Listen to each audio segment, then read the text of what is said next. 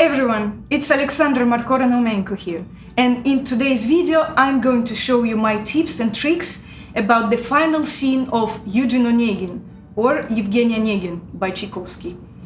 Here actually I am breaking my own rule, which is I do not focus on Russian repertoire, but today I feel like I'm very much in the mood for that. So here I am in the perfect company of Tchaikovsky, Pushkin, Tatiana and Onegin. Well, almost perfect. I think that this episode might be useful for both collaborative pianists and singers in terms of style, interpretation, dynamic and a little bit of diction, just a bit. Also, before I start with the duet, I'd like to remind you that I'm not going to focus on the perfection of my vocal delivery while playing. I will fill up most of the pauses or recitative-like moments with some kind of vocal illustration, but I will not cover this gorgeous factura with my tiny voice.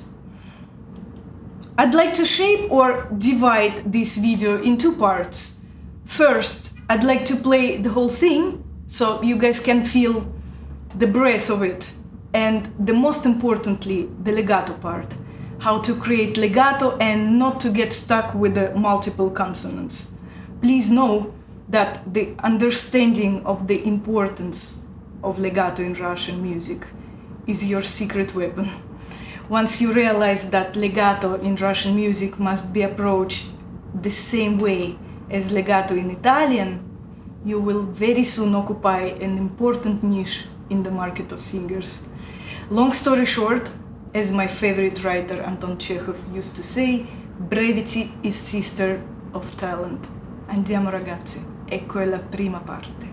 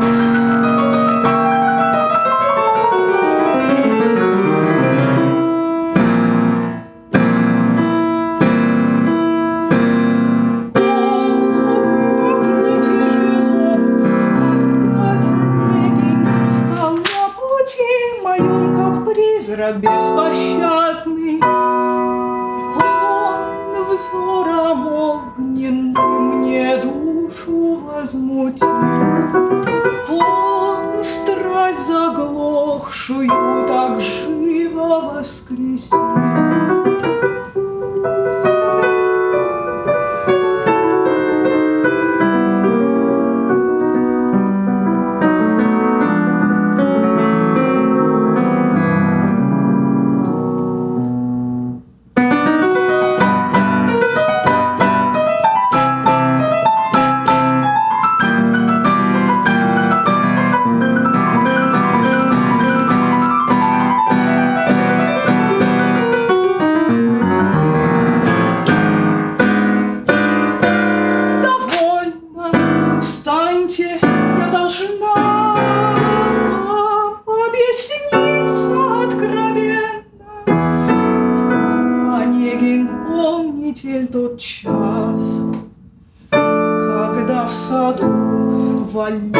нас судьба свела, и так смиренно урок ваш выслушала я. Вот жальтесь, жальтесь надо мною, я так ошибся, я так наказан.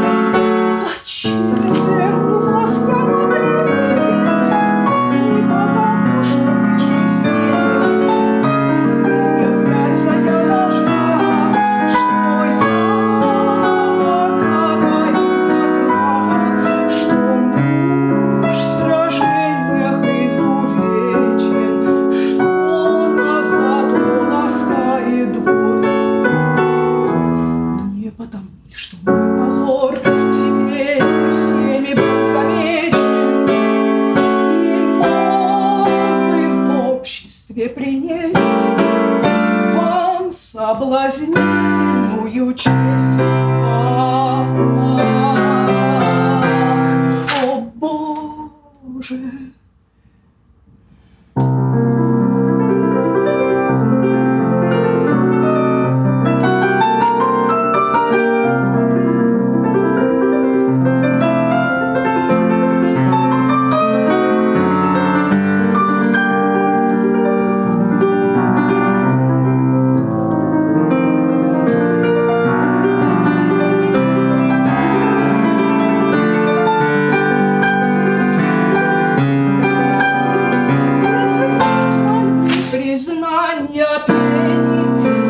Все, что выразить бы мог. Я плачу,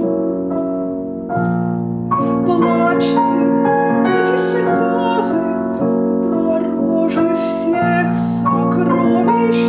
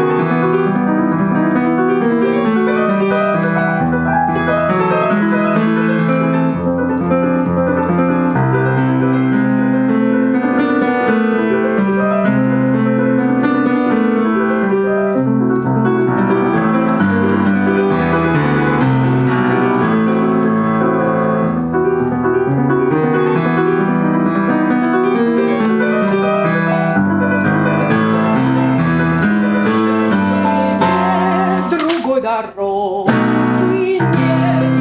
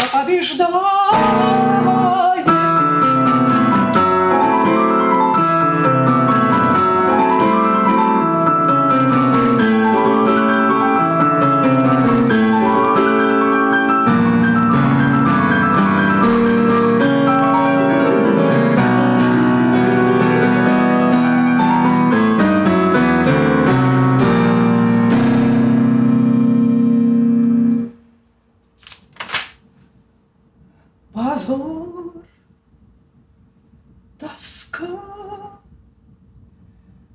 о, жалкий жребий мой.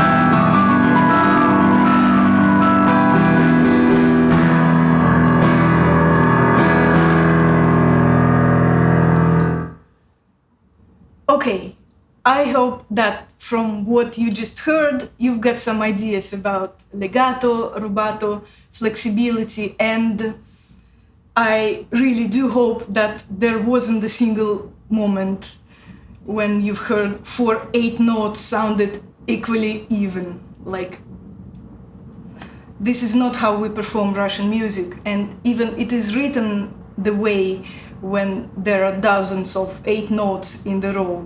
It shouldn't confuse you or give you a wrong idea. Those 8s are never even, neither in Italian music nor in Russian. You also might have noticed that what helps legato is longer consonants. Here I'm applying to my Spanish-speaking audience. Please note that Russian consonants are not as short as Spanish ones, just for you to keep it in mind. Now, let's briefly take a look at technical stuff. Since the score is not the easiest thing to play and the factura is quite rich, I'd like to show some solutions of how to handle the most challenging parts. For today's video, I have picked 15 moments. Let's call them items. So let's proceed to the second part. Okay, my first item starts on the page 266 on measure 45. What I would like to show you, let me play one measure before. So make sure that this E sharp is never sooner, okay? It could be a little bit later, but never sooner, because the harmony changes in a very unexpected way, and also there will be another moment like that. Same. So don't play. That's very formal. Okay, now we go to the item number 2, which is the next measure. Measure 46, and what I'd like to pay your attention on is the factura here is quite busy. It's playable, but you better not to get sweaty right away. So here, what I'm playing, vice. So just play left hand. And the same thing is again. No. Okay, here we are approaching the item number 3, which is the rehearsal 50. We need legatissimo here. So how it should sound.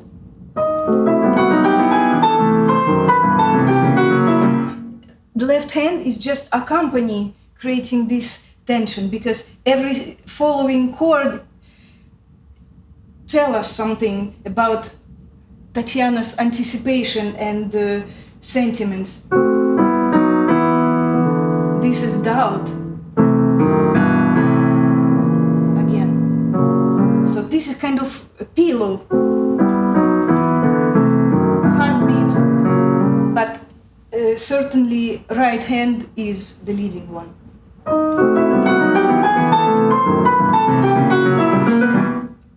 Here we are approaching the item number 4, which is next measure after curtain.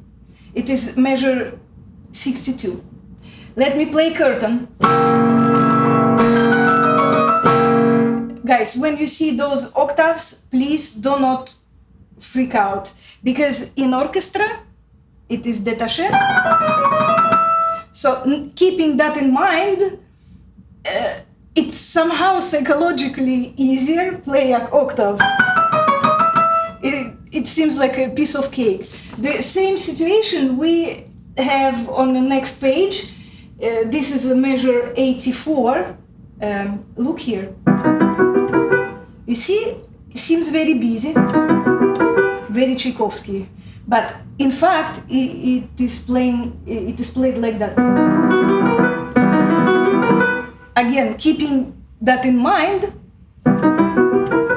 here is nothing too difficult to do. Okay, now we are on item 5. Let's go back a little bit, and we are on measure 74. You see, again, this busy factura. Just play right hand and the left hand just gives you harmony. And it's gonna be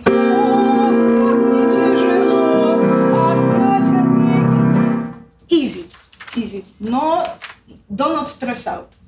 Okay, item number 6, and we are on a measure 101.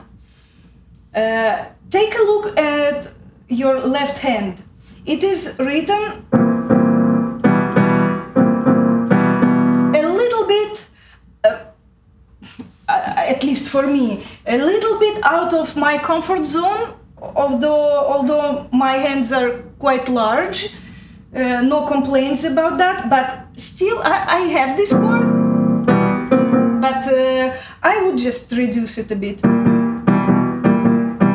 But in the next 2 measures, that would be a shame to lose this part of harmony.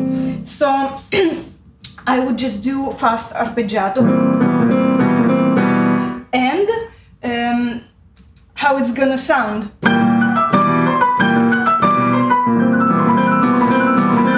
When we have this boiling point, it would be nice to have this. Okay, then item number 7, and we are on the page 275.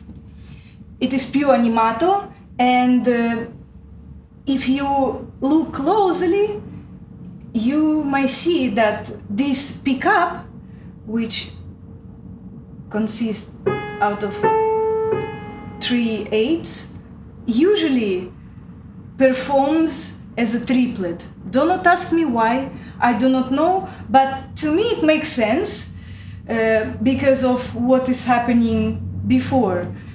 To me, actually, this moment is great collaboration between Pushkin and Tchaikovsky.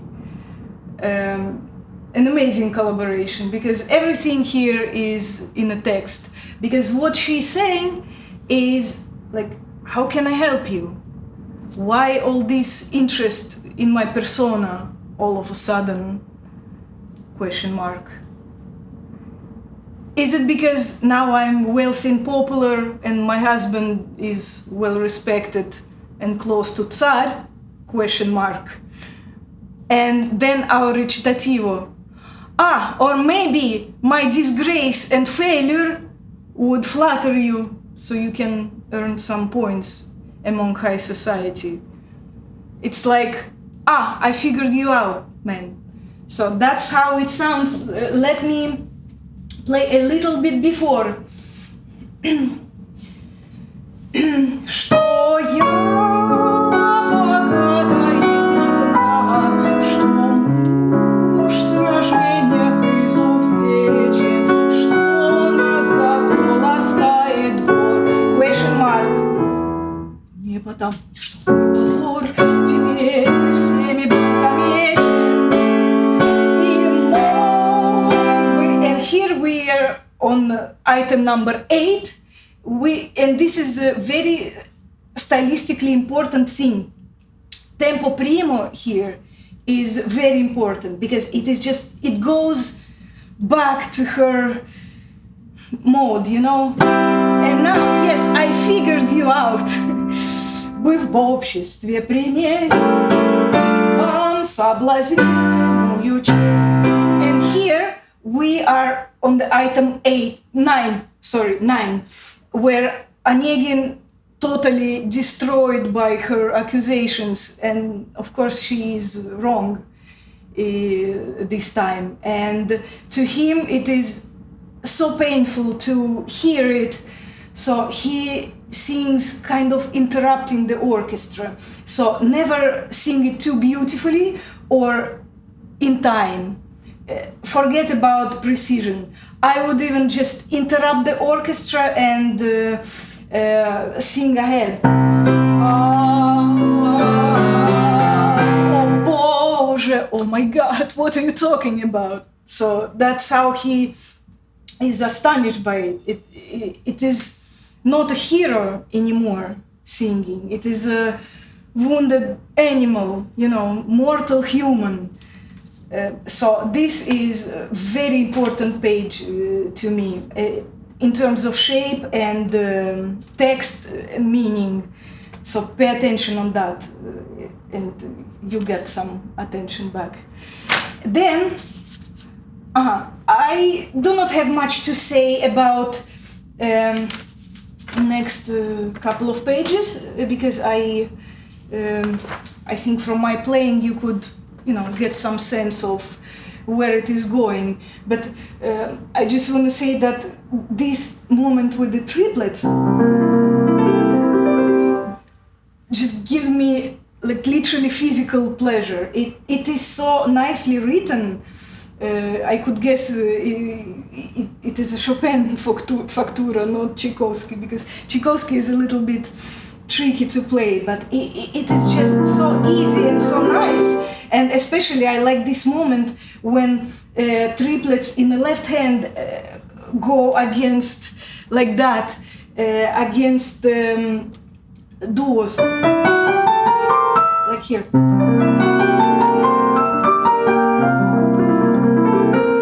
So that is it about it. And then we skip. Okay, and now we are on page 284. And this is measure 302. Interesting moment. Listen. Just this measure. To me would be too bad to break this connection between F sharp and D. So I'm doing a very weird thing here. Very Russian thing, actually. Russians like to mess up with the applicatura. So here, instead of going straight to this octave, I want to somehow make it sound. So I'm changing the finger, and somehow it connects. I do not know, maybe you cannot hear it, but I hear it. So, one more time.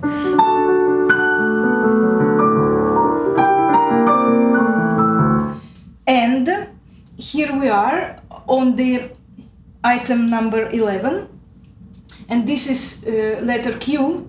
And measure 315. Let me play from Q.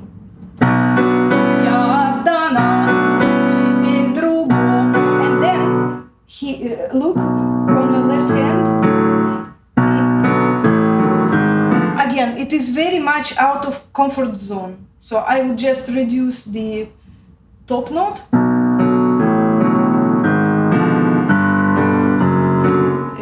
So now you can keep up with the tempo because it is molto più vivo. So you just cannot jump like that. So careful with that. And then item number 12. Я, never together. Я буду, no, it's she's not gonna be heard. So let the chord play. Я буду век ему верна. Here we skip because the only advice I can give you is practice, practice, practice. Now we are almost there, and it is item number 13. And we are on page 290 and letter T. So let's do it. Doesn't it sound a little bit more comfortable? I think it does, because there is no way if you can play. I mean, you can, but I do not believe that your paycheck is that impressive and worth all this hard work. No, just play. And in the orchestra, here is trillo. And here in the vocal score, it is written like 16ths. Again, play just 8s.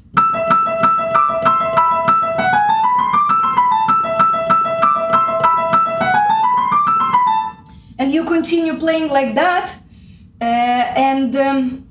until the measure 390, where again, pay attention.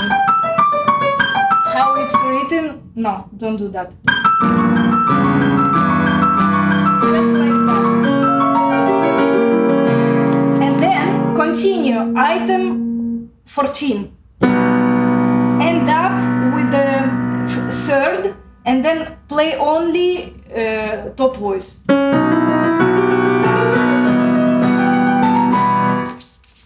Pito.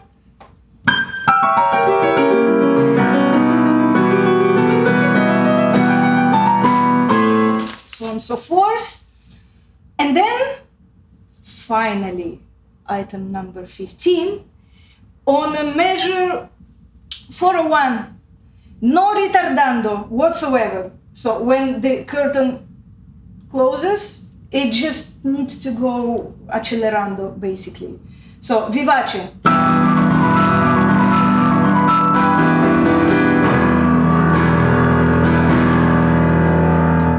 Also, if you noticed, I played these last chords octava lower.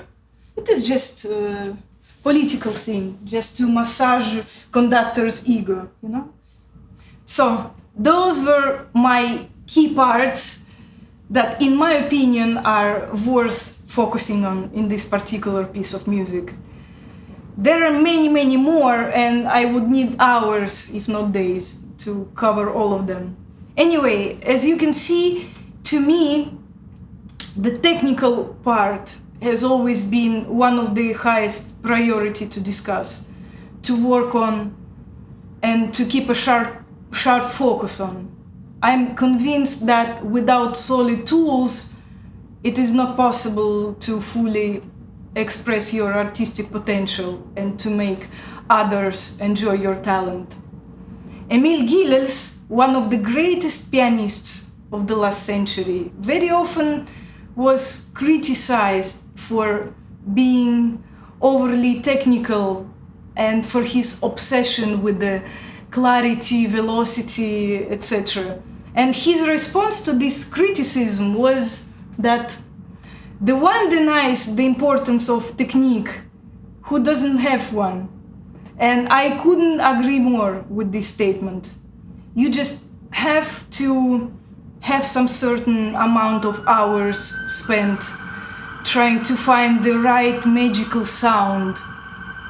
It's just 8 hours like that. And You have to have some certain amount of sleepless nights rotating in your bed, thinking of why after 8 hours of trying to catch this magical sound, it still slips away, you know? But if you keep doing it, there is no way for this magical sound to escape.